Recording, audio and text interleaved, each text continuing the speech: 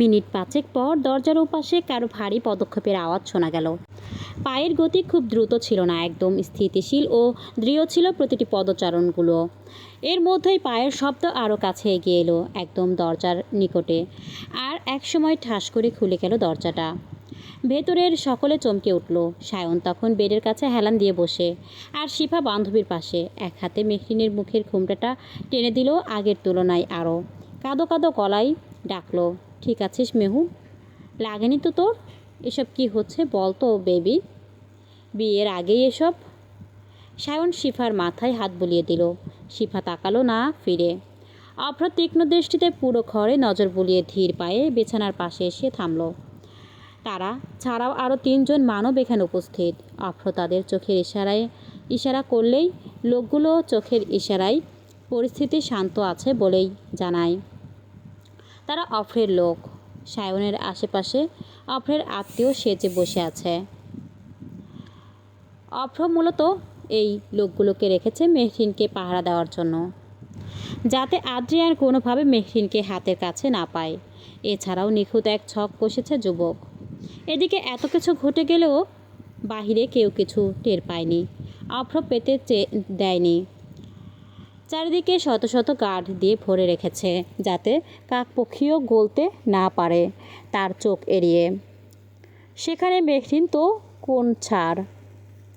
তখন রায়হান তালুকদার অর্থাৎ অভ্রের বাবা নিজেই মেহরিনকে কিডন্যাপ করে বিয়ে বাড়ি থেকে তুলে নিয়ে যাওয়ার উদ্দেশ্যে ঘরে প্রবেশ করেছিলেন।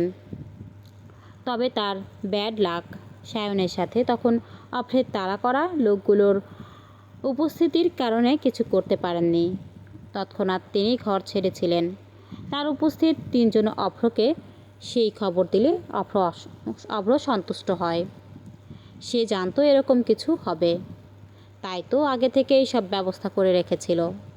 মেহরিনের সেন্স ফিরেছে। বিছানায় হেলান দিয়ে মাথা নুইয়ে চুপচাপ বসে আছে রমণী। অভ্র বাঁকা হাসল, আরও 2 পা এগিয়ে তাকায় মেহরিনের পানে। তবে তাকাতেই ভ্রু কুঁচকে যায় তার। ওর মুখে ঘুমটা কেন? ওটা সরাও, দেখতে দাও আমায়। অভ্রের কর্কশ গলায় শিফা মাথা নাড়িয়ে না করল। নাক টেনে ঠোঁট উল্টে আওড়ালো, না দুলাভাই, কবুল বলার আগে আর আমার বান্ধবীকে দেখতে পারবেন না। এখন দেখলে তো সবটাই শেষ। অভ্র ভ্রু কুঁচকে নিল, শুধালো, কি শেষ? কুটিল হাসলো সায়ন। শিফার পানে তাকিয়ে আওড়ালো, আসল মজা। মানে? শিফা বিরক্তি হয়। বিরক্তিকর শ্বাস ফেলে বলে, এত প্রশ্ন কেন করেন হবু দুলাভাই? বিয়ের আগে ওকে দেখতে পারবেন না মানে পারবেন না, ব্যাস। এখন জানতো। এমনিতেই ওর পিছনে কোন শনি পড়ে আছে কে জানে।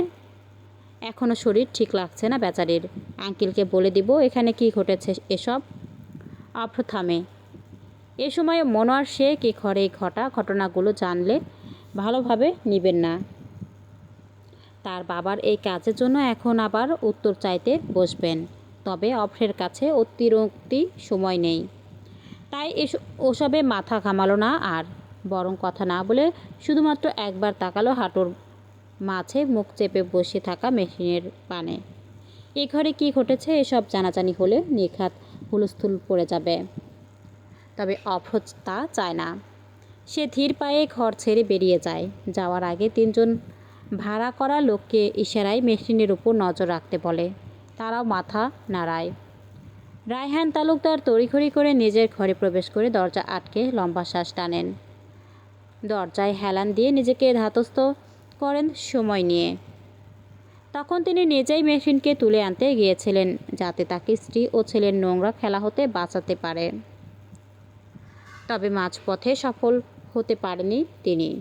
উল্টো সায়নের উল্টো পাল্টা কথায় লজ্জায় মাটির সাথে মিশে যেতে ইচ্ছে করছিল তার। সায়ন যখন সেন্সলেস মেহরিনকে নিয়ে ব্যস্ত, তখন তড়িঘড়ি করে সেই ঘর ছেড়ে বেরিয়ে আসেন তিনি। অভ্র জানতে পারলে ভালো হবে না তার জন্য। আর জানতে পারবে নাই বা কেন? এতক্ষণে নিশ্চিত খবরটা কানে পৌঁছে গেছে তার। রায়হান তালুকদার চোখ তুলে সামনের দিকে তাকিয়ে পা বাড়াতে চান। তবে বিছানায় পায়ের উপর পা তুলে নিজ স্ত্রীকে বসে থাকতে দেখে ঘাবড়ে যান তিনি। বুকটা ধক করে ওঠে, নীল হয়ে আসে মুখ। শুকনো ঢোক গিলে মাথা নুইয়ে নিলেন তিনি। নাজমা তালুকদার কুটিল হাসলেন। দাম্ভিক ভঙ্গিতে বসা হতে উঠে স্বামীর পিছনে গা ঘেঁষে দাঁড়িয়ে হাসলেন। রায়হান তালুকদারের গা হিম হয়ে আসে। দরদ দেখাতে গেছিলে বুঝি? কণ্ঠ হতে স্বর বের হয় না রায়হান তালুকদারের। স্ত্রীকে ভয় পান না তিনি, ভয় পান স্ত্রীর হিংস্রতাকে। তাই তো সবসময় মাথা নুয়ে থাকতে হয় পুরুষ হয়েও। স্ত্রীর মুখের উপর কথা বলতে পারেন না শুধুমাত্র এই কারণেই। রায়হান তালুকদার দীর্ঘ নিঃশ্বাস ফেলেন। বুঝতে পারেন ঢের নাজমা সব বুঝে ফেলেছে সব কিছু। গভীর ভাবনায় মগ্ন ভদ্রলোক। তন্মধ্যে নিজ স্ত্রী আচমকা দাঁতে দাঁত চেপে হিসিয়ে তাকে ধাক্কা মেরে ছুঁড়ে ফেলেন বিছানায়। বয়স হয়েছে, এভাবে আচমকা ধাক্কার টাল সামলাতে না পেরে বিছানায় মুখ থুবড়ে পড়লেন তিনি। কোমরে বেজায় ব্যথা পেলেন। বিদঘুটে হয়ে এলো মুখের ভাঁজ। অস্ফুট আর্তনাদ করে উঠলেন তিনি। অন্যদিকে হিংস্র নাজমা স্বামীর ব্যথাকে বিন্দুমাত্র তোয়াক্কা করলেন না। দ্রুত কদমে এগিয়ে এসে ঘাড়ে চাপ প্রয়োগ করলেন। ব্যথায় ফের মৃদু গুঙিয়ে উঠলেন রায়হান তালুকদার। নাজমা স্বামীর পানে দাঁত কটমট করে তাকিয়ে আওড়ালেন। খুব খারাপ করলে, এর ফল তুমি পাবে। আগে কাজটা হাসিল করি, তারপর তোমায় দেখে নিব। ঘরের শত্রু বিভীষণ হয়ে থাকার বড্ড শখ না তোমার? ঘুচিয়ে দেব সেই শখ। কাপুরুষ একটা। এক ঝটকায় ভদ্রলোককে ছেড়ে কটকট পায়ে ঘর ছাড়লেন নাজমা তালুকদার। যাওয়ার আগে বাহির হতে তালা দিতে ভুললেন না। ভেতরে অসহায় রায়হান তালুকদার থপ করে বিছানায় বসে পড়লেন। ঠিক কত বছর ধরে এসব সহ্য করে আসছেন তা হিসেব জানা নেই। তবে সহ্য করা ছাড়া কোনো উপায়ও নেই তার। নইলে রাস্তায় ছুঁড়ে ফেলবে যে। রায়হান তালুকদার চোখ মোছেন। মেহরিনের জন্য বড়ই চিন্তা হচ্ছে। মেয়েটাকে দেখেছেন? ফুলের মতো অতি চঞ্চল মিষ্টি একটা মেয়ে। সে এখন পড়তে চলেছে অভ্র ও নাজমার মতো পাথর হৃদয়ের মানুষের হাতে। আদৌ প্রাণে বাঁচবে তো? অভ্র মেহরিনের ঘর ছেড়ে বেরিয়ে ধীর কদমে এসে থামে আদ্রিয়ানের ঘরের সামনে। সামান্য উকি দিতেই লক্ষ্য করে আদ্রিয়ান তখনও বিছানার ওপর বসে ফোন নিয়ে ব্যস্ত। অভ্র হাসে, ঠোঁট কামড়ে আদ্রিয়ানের উপর উপহাস করে আওড়ায়। প্রপার্টি না পেলাম, তবে তোর ভালোবাসাকে ছিনিয়ে নিতে তো পারবো। ওটাই আমার সবচেয়ে বড় জিত। অভ্র তাকিয়ে থাকে ঘরের ভেতর, পকেটে হাত গুজে। পেছন হতে নাজমা তালুকদার ছেলের কাঁধে হাত রাখেন। অভ্র মাথা ঘোরায়, হাসে ফের। প্রায় মিনিট 30 পর মেহরিনকে নিচে বিয়ের আসরে নিয়ে যাওয়া হয়। বিশাল হলরুমটা ইতোমধ্যেই মানুষে গেজগেজ করছে। চারিদিকে আত্মীয় স্বজন, পরিচিত মুখ আর নামি দামি অতিথিদের আনাগোনা। একপাশে অতিথিদের বসার স্থান সাজানো, অন্যদিকে বিয়ের জন্য আলাদা করে সাজানো হয়েছে মঞ্চ। ফুল, আলো আর নানান রকমের ডেকোরেশনে পুরো জায়গাটায় যেন উৎসবের রঙে রঙিন। তখনই মেহরিনকে এনে মাথা ভর্তি ঘোমটা টেনে পর্দার আড়ালে বসানো হলো। পাশে এসে বসলো শিফা। বান্ধবীর হাতটা শক্ত করে ধরে রেখেছে সে। মেহরিন মাথা নিচু করে বসে আছে। শিফা এদিক ওদিক তাকাচ্ছে। অদ্ভুত অনুভূতিতে বুকটা কেঁপে উঠছে তার। অন্যদিকে পর্দার ওপাশে অভ্র এসে বসতেই নাজমা তালুকদার দ্রুত তার পাশে এসে দাঁড়ালেন। মুখে অস্থিরতার ছাপ স্পষ্ট। এদিক ওদিক তাকালেন, খুঁজলেন কাউকে। না পেয়ে ছেলেকে বললেন, অভ্র, কি হবে? আদ্রিয়ান তো এখানে নেই, তাহলে কি আমাদের প্ল্যানটা ভেস্তে যাবে? অভ্র আশেপাশে একবার নজর বুলালো, তারপর মায়ের দিকে তাকিয়ে ঠোঁট বাঁকালো। বিয়েটা বোধহয় করতে হবে মম। নাজমা তালুকদারের মুখটা মুহূর্তেই শক্ত হয়ে গেল। তাহলে কি আমরা ফেল? অভ্র আর কিছু বলল না, বরং সামনে তাকিয়ে রইল। তার চোখে মুখে অদ্ভুত এক নিশ্চিন্ত ভাব। অন্যদিকে একটু দূরে দাঁড়িয়ে আছেন মনোয়ার শেখ। মুখটা একেবারে বিরস হয়ে আছে। পাশে দাঁড়িয়ে সুফিয়া বেগম বারবার চোখের পানি মুছছেন। নিজের মেয়ের বিয়ে, অথচ মেয়েকে এভাবে বিয়ে দিতে হচ্ছে। মেয়ের বুকটা কি আর মানে এসব? মেহুর বিয়েটা এমনভাবে হবে ভাবেনি গো। কাঁদো কাঁদো গলায় বললেন সুফিয়া বেগম। মনোয়ার শেখ স্ত্রীর দিকে তাকালেন, কথা বললেন না। তাদের থেকে কয়েক হাত দূরে দাঁড়িয়ে থাকা আশিক চৌধুরী ও শাহানা চৌধুরী একে অপরের পানে তাকিয়ে মৃদু হাসলেন। অতঃপর ফোনের দিকে তাকিয়ে ছোট্ট একটা মেসেজ পাঠালেন ওপাশে। অতঃপর ধীর হস্তে নিজের কোটটা ঠিক করে নিলেন তিনি। চোখ রাখলেন বিয়ের আসরের পানে। এর মধ্যেই কাজী সাহেব এসে নিচের জায়গায় বসলেন। কাগজপত্র সামনে রাখা হলো।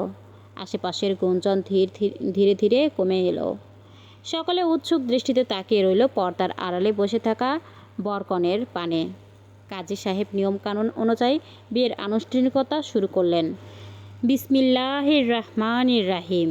নিয়মকানুন অনুযায়ী কনেকে আগে কবুল বলার অনুরোধ করা হলো।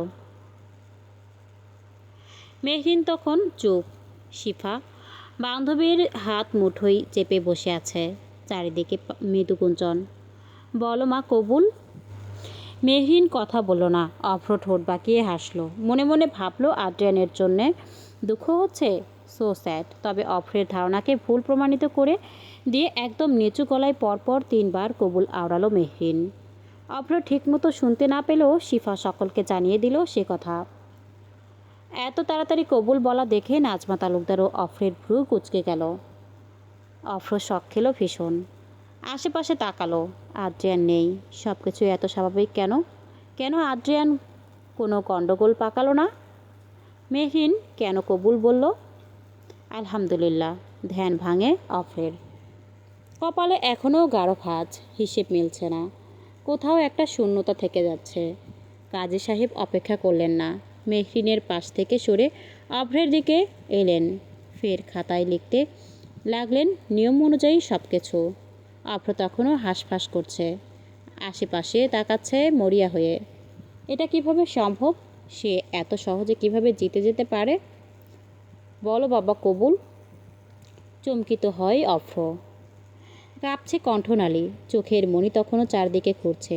কাজী সাহেব পরপর কবুল বলার জন্য অনুরোধ করতে লাগলেন। নাজমা তালুকদার নিজেও ঘেমে গেছেন। উপস্থিত সকলে তখন ভ্রু কুঁচকে তাদের পানে তাকিয়ে। বলো বাবা, কবুল। কবু। বাকিটুকু বলার মতো ফুরসত পেল না যুবক। তার আগে পকেটে রাখা ফোন উচ্চস্বরে বেজে উঠল। অভ্র ভরকে গেল। বুকের ধুকপুকানি বাড়ল কয়েক গুণ। কাজী সাহেব ভ্রু কোটালেন। অন্যরাও তার পানে তাকালো কপাল কুঁচকে। অভ্র ছোট্ট একটা শ্বাস ফেলে পকেট হতে ফোনটা বের করলো। স্ক্রিনে তাকাতেই কপাল কুঁচকে গেল তার। ভিডিও কল, তাও আবার আর্জেন্ট করছে। অভ্র আশেপাশে নজর বোলালো। কাজী সাহেবের উদ্দেশ্যে বলল, জাস্ট আ মিনিট। অতঃপর ধীর হস্তে ফোনটা রিসিভ করলো। তার রিসিভ করতেই জীবনের সবচেয়ে বড় শকটা খেল যুবক। মুহূর্তেই তার মুখের রক্ত সরে গেল। নীল হয়ে এলো মুখমণ্ডল। অভ্রের চোখ জোড়া বড় বড় হয়ে এলো। অস্বাভাবিক হয়ে এলো নিঃশ্বাসের গতি। কিছু বলতে চাইছে সে, তবে ঠোঁট নাড়িয়ে বলতে পারছে না। তার এহেন অবস্থা দেখে নাজমা তালুকদার ভ্রু কুঁচকে নিলেন।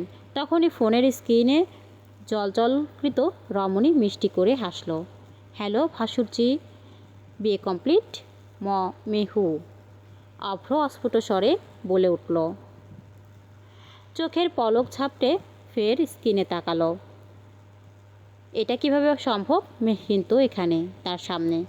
একটু আগেই তো কবুল বলল। তাহলে ফোনের ওপাশে কে? অভ্রের শরীর ঘেমে নিয়ে একাকার। ফোনটা হাত থেকে পড়েই যাবে বোধ হয়।